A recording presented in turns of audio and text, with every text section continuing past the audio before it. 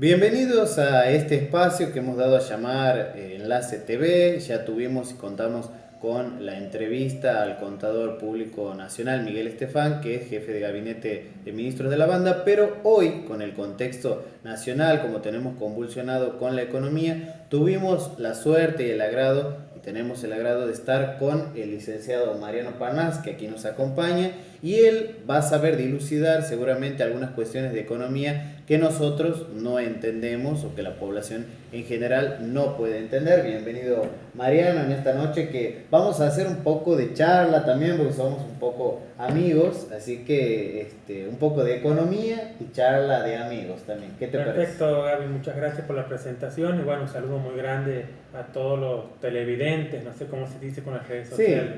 serían como televidentes de las redes. Bueno, preguntarte, Mariano, en este contexto, los medios masivos de comunicación siempre nos bombardean con el tema del dólar. Que el dólar está muy alto, que el dólar baja, que por el dólar estamos asfixiados, que la economía no avanza por el dólar. ¿Qué cuestiones son ciertas de estas? ¿Qué cuestiones no lo son? ¿Y qué cuestiones son positivas y negativas respecto de esto? Y a tu discurso le agregaría también, no a tu discurso, al discurso de los medios que vos estabas describiendo, y agregaría la cuestión del déficit fiscal. En realidad lo que dicen, el síntoma es el dólar que está subiendo, pero la enfermedad es el déficit fiscal. Y con eso nos bombardean, hay que llegar al déficit cero, ahora estamos en este contexto donde se está debatiendo en el poder legislativo el presupuesto del año que viene. Hace mucho tiempo que vienen intentando gradualmente reducir los gastos. Ahora con el acuerdo con el Fondo Monetario Internacional están tratando de dotarle de mayor velocidad a esa reducción. Entonces, si uno se puede analizar también los discursos cuando dan las cadenas nacionales, el presidente o cualquier conferencia de prensa, algún ministro, es el tema del gasto, del déficit fiscal, que están permanentemente colocándolo ahí como el problema fundamental de nuestro atraso, el obstáculo a sobrepasar para llegar a un crecimiento sostenido, como dicen ellos, 30 años seguidos de crecimiento luego de eliminar el déficit fiscal. Ajá. Primero, preguntarte qué es el déficit fiscal para los que no lo saben. Y segundo, decirte que estoy muy de acuerdo con vos en este punto de que en el discurso del presidente Mauricio Macri siempre se escucha de los 70 años de atraso. 70 años de atraso. Se coincidiría con el peronismo. con Con el el año primer gobierno. 43, si mal no recuerdo. Exactamente. 43, 44, Sí, que en claro. realidad el 43 es el GO. En realidad coincidiría con el 46, que es el primer gobierno del Perón. Pero si nosotros hacemos un reconto, el peronismo ha gobernado 29 años de esos 70. Y aparte no hay peronismo, hay peronismo. Exactamente. Peronismo puro como el de Perón no ha habido después de los años de Perón. Entonces, teniendo en consideración que ha habido solamente 29 años de pejotismo, diríamos, y el resto de los años han sido de otros partidos, ¿por qué esta referencia y qué es el déficit fiscal famoso que menciona Macri? Bueno, el déficit fiscal aparece, es un fenómeno que surge cuando la diferencia entre los ingresos y los gastos del Estado es muy grande. Sabemos que el Estado tiene ingresos, pueden ser tributarios, pero también hay otros como no tributarios, por ejemplo, las ganancias que le da el Banco Nación, o alguna empresa pública, pero sobre todo el Banco Nación, que es uno de los pocos sectores que se ha salvado de la privatización de los 90, es otra institución que le provee de ingresos. Hago esa aclaración para ver que hay muchos ingresos. También está el Fondo de Garantía y Sustentabilidad del ANSES, que da ingresos extra tributarios.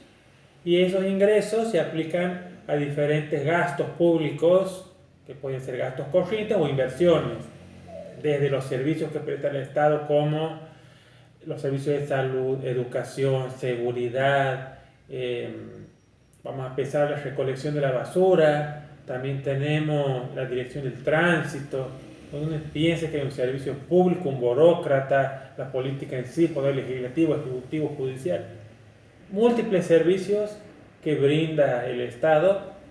También están las obras de infraestructura, o todos los insumos que necesitan las distintas reparticiones para funcionar con normalidad, forman parte de esto que es gasto, que en realidad se le llama gasto público, pero adentro tiene elementos de gasto propiamente dicho y elementos de inversión.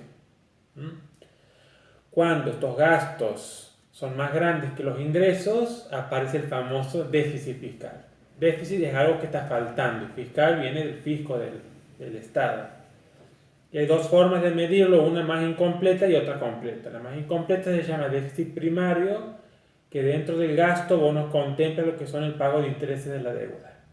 Y si vos sí lo contemplas, ya pasas a hablar de un déficit financiero, que es el déficit a nivel nacional más representativo de lo que está pasando con respecto a los ingresos y a los egresos.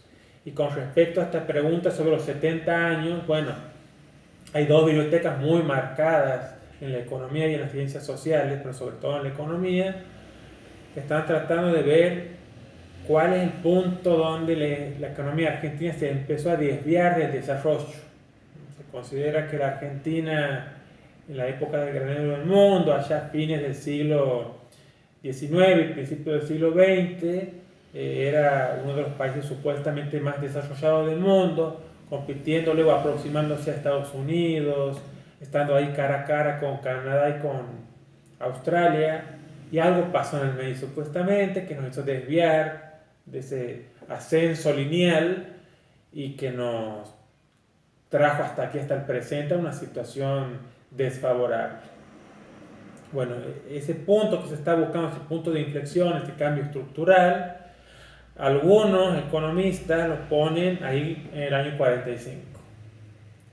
Otros lo ponen en el año 25. Y otros lo ponen en los años 70. También juega mucho lo que es la ideología en ese punto. Si uno se pone a ver los datos con conciencia, lo que uno encuentra es que el cambio estructural contra el desarrollo fuerte se da a partir de los 70, con la última dictadura militar. Antes de las guerras mundiales no había desarrollo, ni siquiera se hablaba de desarrollo en Latinoamérica. Los indicadores que se toman son del Producto Bruto Interno, que es un indicador de crecimiento. Incluso políticamente era una sociedad donde no existía el voto libre, bueno, faltaban un montón de derechos políticos, sociales, laborales por consolidar. En fin, no era una democracia plena como para hablar de desarrollo, partiendo de algo tan básico. Y además de que otros indicadores como salud, educación, pobreza, también desigualdad, no te permitían hablar de un desarrollo de esa Argentina agroexportadora. Recién es con el 45 al 75, con Perón y con los gobiernos de Frondizi, de Ilía y algunos militares también que siguieron esta línea que era hegemónica a nivel mundial, ¿no? Un Estado grande, benefactor y el desarrollo de la industria, que se puede hablar que la Argentina se empezó a desarrollar. Además apareció el voto femenino, un montón de derechos que los podemos empezar a nombrar. Me imagino, claro, me imagino también la universidad gratuita, también, ¿no? Las obras también del santiagueño, que era ministro de Salud, Carrillo, revolucionando el área de la salud, tantas cosas. Yo creo que ahí sí podríamos estar hablando, si uno se pone a estudiar con conciencia los datos, sin tratar de ir a la charla del café, que ha sido una época donde ha empezado a desarrollarse la Argentina, y recién con los 70, y que viene la dictadura militar con Martínez de Oz, y luego continuado los 80 con Alfonsín, y los 90 con Menem, y luego con De la Rúa, hasta principios del 2001, la estructura productiva de la Argentina siguió el camino contrario al desarrollo. Esto es como una pequeña síntesis para desmitificar esto de que nuestro problema es el déficit fiscal que comenzó con Perón en el 45.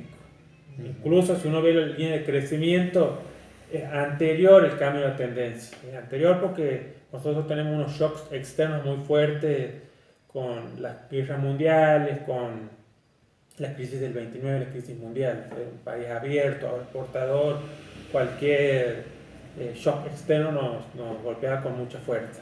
Entonces, bueno, si se quiere, para responderte, ya hemos hablado de qué es el déficit fiscal, y en segundo lugar tratar de correr ese elemento como el primer obstáculo o el pecado original para que la Argentina se corra de ser el gran país desarrollado que muchos lo asocian a esto del principio del siglo pasado. Bien, también hay una cuestión que a mí me parece o me resulta muy interesante desde el punto de vista sociológico, que es el tema de que nosotros podemos ver en los portavoces nacionales, que son desde periodistas hasta políticos y analistas internacionales y nacionales, que por un lado apoyan a Macri, dicen, bueno, Donald Trump apoya a Macri, Christine Lagarde apoya a Macri, la primer ministra de Alemania apoya a Macri, Angela Merkel, y uno dice, pero la gente en las góndolas del supermercado puede comprar menos, la gente puede subirse menos al colectivo, desciende el consumo en general. Entonces hay como una contrarrealidad entre los que quieren, digamos, la continuidad y los que no quieren. Ahora, no se pone en duda, porque quiero dejar en claro desde este programa, no se pone en duda que la democracia es el mejor camino y obviamente que uno quiere que continúe la democracia, por supuesto. Ahora, porque no nos vamos a poner tampoco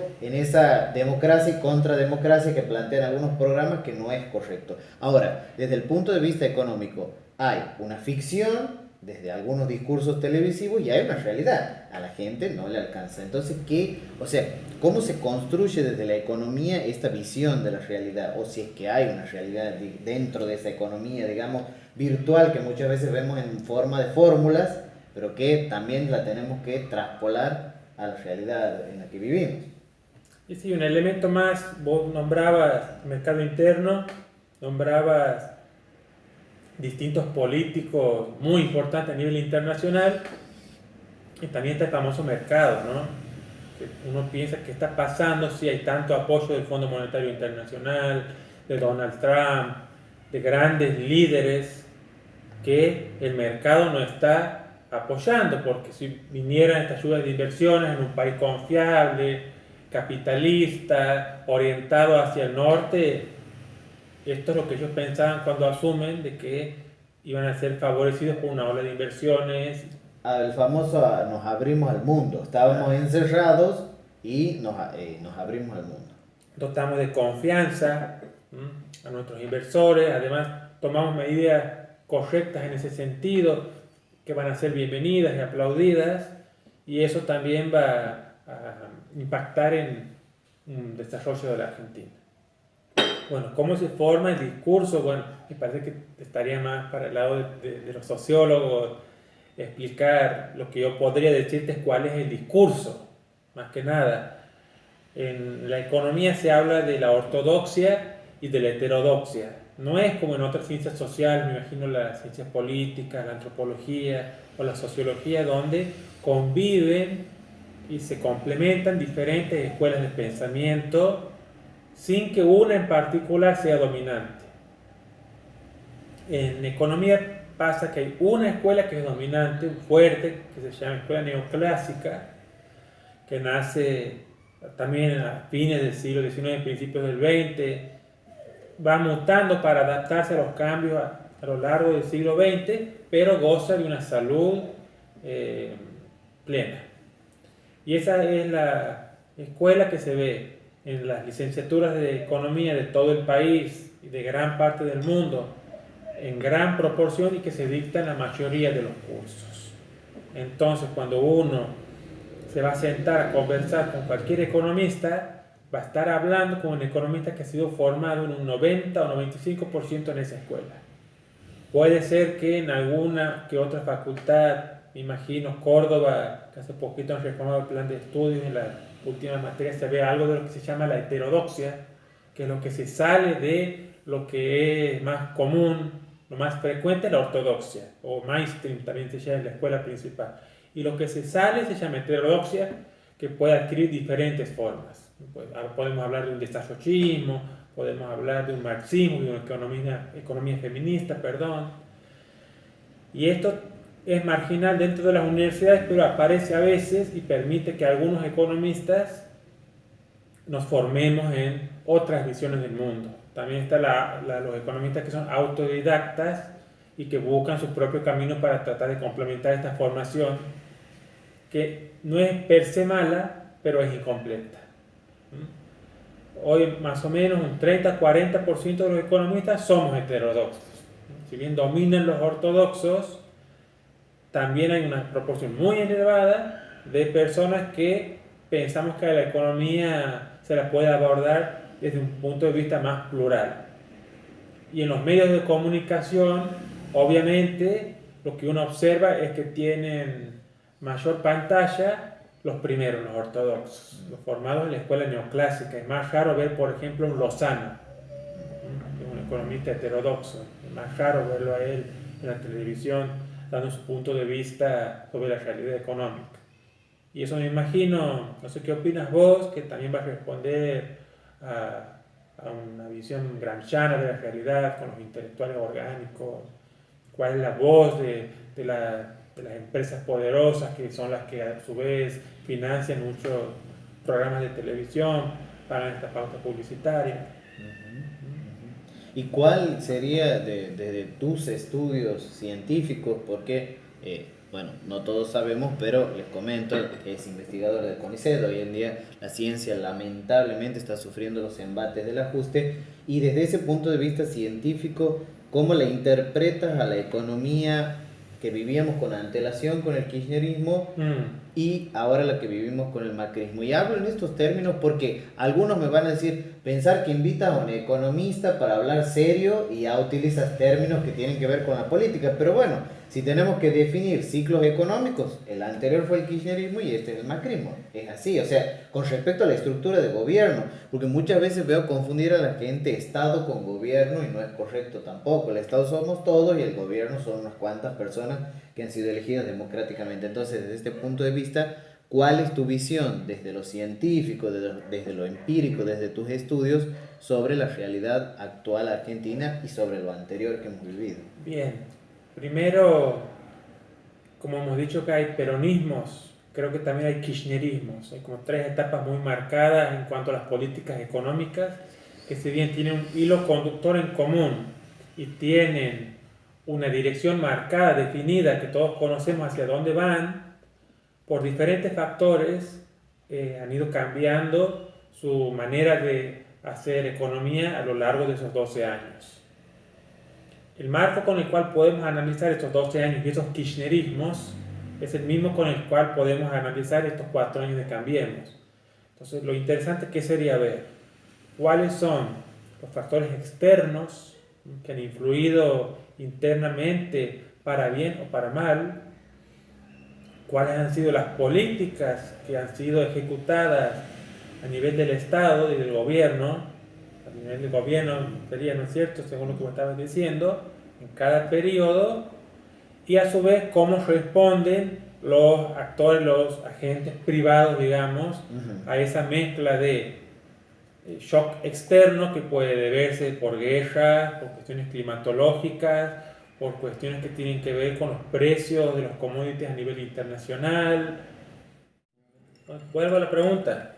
Sí. Bueno, te decía, querido amigo, que así como podemos hablar de peronismos, también podemos hablar de kirchnerismos, ¿no? Porque no ha sido homogénea. Imagínate 12 años en el gobierno, es difícil realizar año a año las mismas políticas. Sí. Si bien la dirección a donde apuntaba, la utopía hacia donde se iba, ha sido la misma, ha habido una corriente que ha sido continua a lo largo de esos 12 años. Las políticas que se van implementando con sus marchas y contramarchas van variando. Entonces es interesante también hacer ese análisis intra-kirchnerismo y hablar de kirchnerismos, porque ha habido claras variaciones a lo largo de ese periodo. Y los mismos elementos que podemos utilizar para hacer esa disgregación, ese análisis, los podemos utilizar para analizar qué pasa ahora con el gobierno de Cambiemos.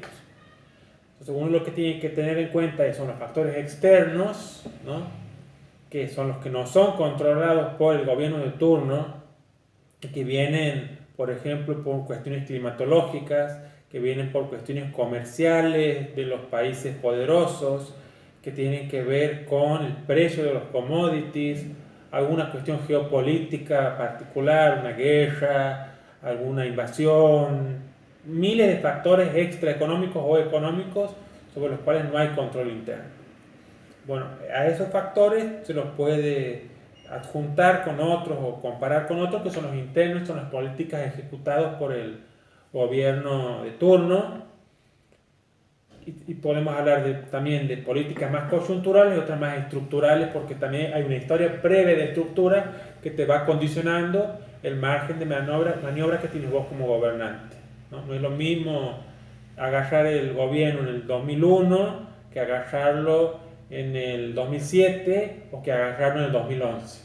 Van cambiando también los márgenes de maniobra que tiene el Estado. Y también hay que ver cómo reacciona la ciudadanía, cómo reaccionan los privados, sean empresas, cooperativas, consumidores. Y con todos esos elementos se puede hacer un análisis un poquito más rico. Muchas veces pasa en las charlas de café que se repiten cosas sin profundizar en el razonamiento. Te pongo un ejemplo. Ahora hay un libro de Martin Short que se llama Entre la década ganada y la década perdida. Y él sostiene que hay un discurso de un lado de la vereda que te habla que los 12 años han sido una década ganada. Y hay otro discurso que te dicen que han sido 12 años de una década desperdiciada. Desperdiciada porque ha habido un contexto supuestamente favorable. Pero esas dicotomías tan estrictas, sin mayor grado de análisis, de incorporar argumentos, hace que se pierda el verdadero aporte que se ha ido dando en cada momento del tiempo. Entonces, lo que propone el autor es analizar año a año y analizar esto de los kirchnerismos para ver qué ha ido pasando con la coyuntura y con la estructura.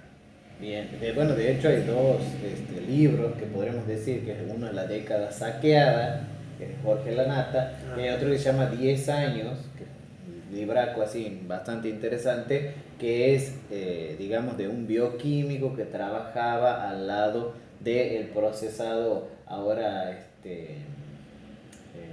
no me estoy acordando, pero bueno, uno de los funcionarios de Cristina estaba procesado, así que digamos que la contrapostura intelectual siempre va a estar presente. De hecho, hay otros que hablan de una economía externa dentro del kirchnerismo que ha sido totalmente deficitaria, que ha sido mal aplicada, así como ahora muchos analistas también sostienen que la economía, y de hecho los políticos mismos hacia adentro de Cambiemos, sostienen que la economía ha sido mal, o sea, las reglas económicas han sido mal aplicadas, que ha habido recetas que no servían y que se ha creído que iban a servir, como le pasó a Domingo Cavallo también cuando estuvo el menemismo y en la última etapa de la dictadura cívico-militar en la Argentina. Yo creo que muchas veces nos llevamos de recetas ortodoxas y extranjeras también, porque la mayoría de esas recetas son europeas o estadounidenses y muchas veces no nos sirven para la Argentina.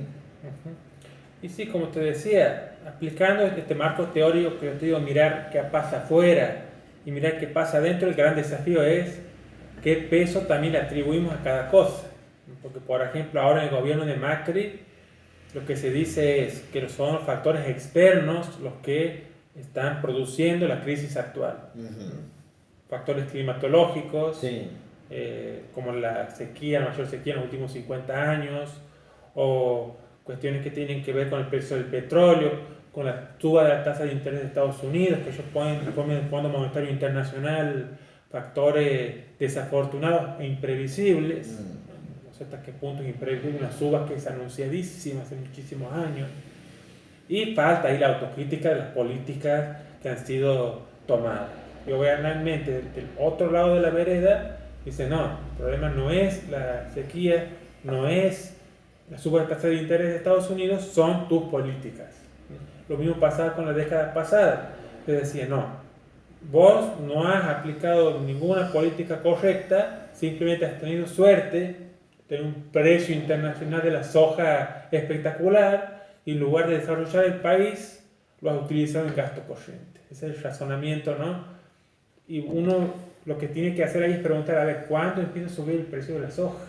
El precio de la soja no empieza a subir cuando asume Néstor Kirchner. Entonces, bueno, hay que ver también qué está pasando. Ahora se hablan de shocks externos. ¿Sufrió el gobierno kirchnerista shock externo? Y sí, porque tuvo la crisis financiera internacional, pues tuvimos un grave problema con los fondos buitre, que la Argentina se estaba normalizando, entre comillas, en esa época.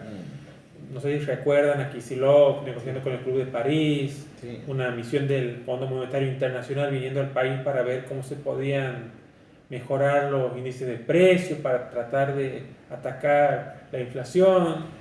Eran medidas aplaudidas también por sectores opositores, pero como te digo, hay shock externos y también situaciones favorables que te van condicionando, y eso hay que sopesarlas con las políticas, con la estructura que uno también recibe. Entonces, haciendo ese análisis, uno que puede observar a grandes rasgos que la estructura que recibe el kirchnerismo es una estructura donde el Estado no tiene mucho margen de maniobra.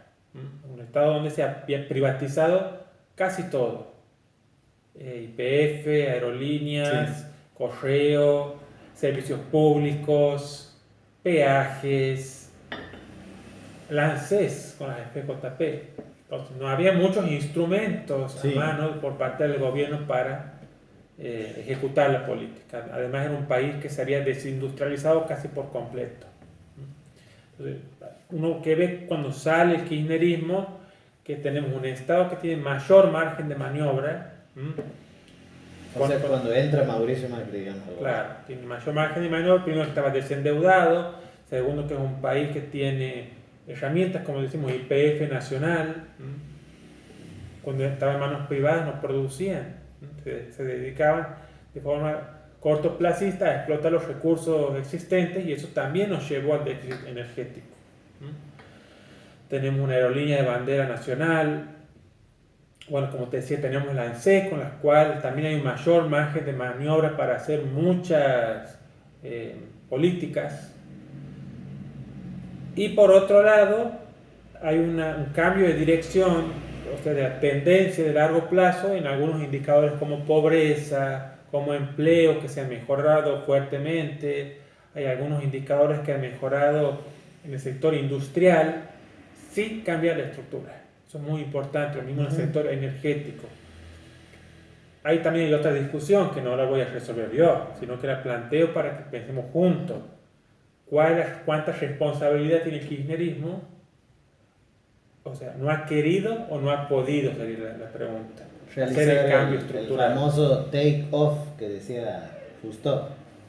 No sé si se ve porque esto es más de crecimiento, Sí, sí. pero hacer el famoso cambio estructural profundo. Es una pregunta que uno le puede dejar planteada. Entonces, lo que sí podemos ver es que no ha habido un cambio estructural fuerte, pero sí un gran cambio en la tendencia y un Estado con mayor margen de maniobra que el heredado. Y después algunos problemas macro, como ser un déficit energético, que también tiene que ver con la elección de la matriz energética del país, es decir, una matriz muy centrada en el consumo de combustibles fósiles, no en una matriz que esté orientada a energías no renovables, renovables. Sí. Después tenemos el famoso problema con las reservas internacionales, el famoso cepo, que también te ponía un obstáculo hacia el desarrollo. Con un país estancado que no creaba trabajo, un país donde estábamos chocando permanentemente con esta estructura externa, con esta restricción externa, y nuevamente no se pudo o no se quiso. Esas otras preguntas que no vamos a responder ahora, pero esa es la situación que va a recibir Macri. No es un país quebrado, no es un país en crisis, no es el país que hereda Menem, por ejemplo, ni que hereda Alfonsín, ni que hereda Néstor Kirchner. Un país que con sus problemas también tenía sus ventajas, pros y contras. El desafío de Macri, ¿cuál sería el asumir? Hacer una sintonía fina, hacer un cambio estructural, y lo que uno ve es que en realidad ha profundizado algunos problemas, como por ejemplo ha profundizado el problema de la restricción externa. Y esta industria, que si bien no era una industria donde se había producido un cambio estructural, sí había una base sobre la cual trabajar. Y vemos que estos años también se ha ido en el camino contrario, hacia una reprimarización de la economía. Esas son como dos críticas que yo siempre le hago al gobierno, ¿no? Volver a profundizar estas restricciones externas que nunca se fue, y otra, reprimarizar aún más la economía. Bien. Y ahí volvemos al principio lo que hablamos del déficit fiscal. Si vemos los discursos, se hace mucho énfasis en eso y no se habla de nuestro problema externo, nuestra restricción externa, que también Shore, en un libro nuevo, también le dice la restricción eterna. Que ese sería, si se quiere, el mal argentino que no logramos superar, sean peronistas, radicales, militares, liberales. Y que ahora ha sido profundizado ese problema.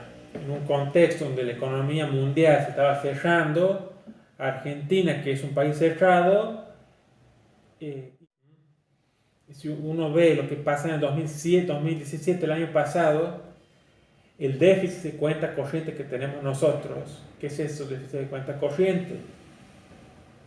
Básicamente, hacia grandes rasgos, sería que nosotros en la economía tenemos que ver cómo, por un lado, administramos los recursos escasos que tiene el Estado. Entonces, cuando vemos la diferencia entre ingresos y egresos del Estado, hablamos de déficit fiscal. Y a su vez tenemos que administrar otra caja que sería el déficit de balance de pagos, cuya una de sus cuentas se llama cuenta corriente. Muy técnico explicar todo. Para ir al grano, digamos, y hacerlo más pedagógico, tenemos que administrar los dólares. Tenemos demanda de dólares para muchos bienes que consumimos, por ejemplo, el celular que todo el mundo tiene en la mano. Y también ofrecemos dólares básicamente a través del sector agroexportador. Entonces tenemos que hacer que estos dólares que se generan en el país alcancen para todas las necesidades. También los insumos de las empresas necesitan dólares porque generalmente vienen del resto del mundo. Entonces el déficit de cuenta corriente te dice el faltante de dólares que tiene el país, si es muy grande. Si el déficit de cuenta corriente es grande, porque no están alcanzando los dólares, digamos que se demandan muchos más de los que se ofrecen. Si uno analiza la serie a largo plazo, ve que la Argentina tenía superávit gemelos más o menos hasta el 2011, y luego de la crisis financiera internacional se revierte, empezamos a tener déficit gemelos. Pero el déficit de cuenta corriente, sobre todo, era un déficit incipiente, muy pequeñito. Algunos que dicen, los más críticos, que bueno, que al poner el cepo cambiario eso evitaba que se profundice el déficit de cuenta corriente. Lo Cambiemos asume, a finales de 2015 libera el tipo de cambio, pasa el 2016 y en el 2017 tenemos el récord de los últimos 15 años por lo menos, de un déficit de cuenta corriente de casi 30.000 millones de dólares. Esto es algo que no aparece mucho en los medios, pero es, a mi criterio, la base de nuestro problema hoy. Nuestra crisis se origina ahí, que es parte heredado por la estructura, pero autogenerado por las políticas tomadas por el gobierno de Macri de regular y liberalizar un montón de sectores vinculados al sector externo, y además de tener una moneda muy apreciada. Es decir, que el dólar estaba muy barato el año pasado. Yo, por ejemplo, he viajado al exterior el año pasado y hoy no lo podría hacer. Me costaría el triple. Hay mucha gente que ha viajado 2, 3 veces o que se ha comprado muchos teléfonos y productos provenientes del resto del mundo. Es una lluvia de productos importados que lluvia en comparación a lo que venía aconteciendo antes. Claro, que había una restricción. Sí. Entonces eso ha generado este tremendo déficit de cuenta corriente que ha ido creciendo desde que asume Macri, que triplica los heredados del gobierno anterior. Entonces, ¿qué hace un inversor? También, volviendo a lo que decíamos antes, ¿por qué estos inversores no están ayudando al gobierno? ¿No? Algunos hablan de un golpe de mercado. Una paradoja que a Macri le hagan un golpe de mercado. Lo que pasa es lo siguiente: los inversores del resto del mundo que manejan fondos de inversión de 5.000 millones, 7.000, 10.000 millones de dólares, no analizan permanentemente los discursos presidenciales ni tienen contacto con Caputo, Duhovne, sino que lo que hacen es entrar a la base de datos del INDEC, que el INDEC actual es confiable, y estudiar los números de la Argentina y estudiar los números de otros países. Entonces, el año pasado, cuando hacían esto los inversores del resto del mundo, decían, pucha, Argentina tiene un déficit de cuenta corriente de casi 30.000 millones de dólares. Tiene un déficit de cuenta corriente que es mayor al 5% del PBI. Es una luz roja. No le van a preguntar a ningún político por qué, qué vas a hacer. Ellos analizan los datos y toman decisiones. Y ese diagnóstico que ellos hicieron luego impacta durante el año ante la primera luz de alarma, que es la suba de la tasa de interés de Estados Unidos, en que estos fondos traten de salir del país. Traten de salir del país, retirar sus dólares, y se genera lo que se llama una famosa corrida cambiaria, que la corrida cambiaria viene de corrida y tipo de cambio. Es decir, que simultáneamente un número elevado de actores se dirigen rápidamente, como en una carrera, como una competencia, a comprar dólares. Si vos compras el dólares, sube el tipo de cambio, por eso es corrida cambiaria. Si lo hacen muchos simultáneamente, la competencia entre tantos actores por comprar el mismo producto hace que empiecen a ver quién da más, quién da más, quién da más, y eso presiona para arriba.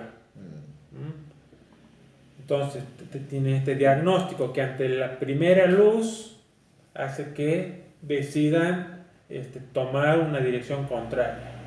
El gobierno, por el acuerdo con el Fondo Monetario Internacional, lo que hace es correrse y dejar que suba el tipo de cambio, que subió hasta 42. Recién en 42 interviene, recién el Banco Central, lográndolo bajar un poco, pero ahora está de nuevo en 40. Bien. Bueno, hemos puesto sobre la mesa o retratado algunas de las problemáticas que hoy está viviendo la Argentina y hemos intentado responder en la medida de nuestras posibilidades, por supuesto, y desde el punto de vista de un licenciado en economía, un investigador santiagueño, qué es lo que está pasando con la realidad actual de todos los argentinos. Por ello, te agradecemos, Mariano, que hayas participado por este tercer encuentro de Enlace TV del que formas parte. Bueno, para mí es un honor estar con vos. Les mando un saludo muy grande a toda la audiencia y te deseo el mayor de los éxitos. No me quepa duda que va a ser así. Bueno, muchísimas gracias, Mariano. Muchísimas gracias a todos ustedes y seguramente nos estaremos encontrando pronto con otra entrega de Enlace TV por aquí, por nuestro canal.